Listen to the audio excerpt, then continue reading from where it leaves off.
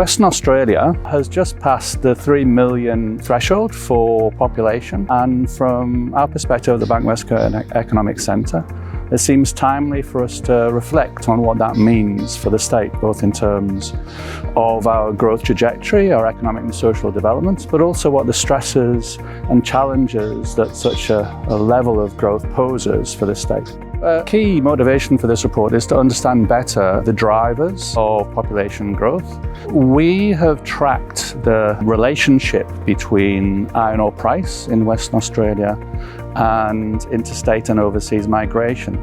And when iron ore price falls, we see a drop.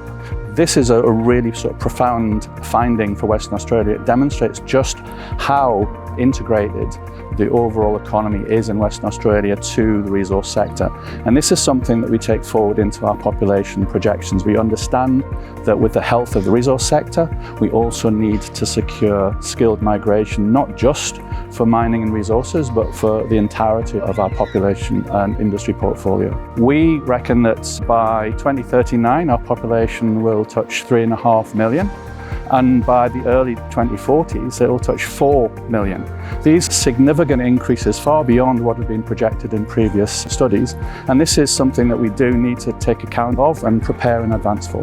Population growth is integral to everything that we do in the state, whether or not it's housing, whether or not it's our diversification agenda.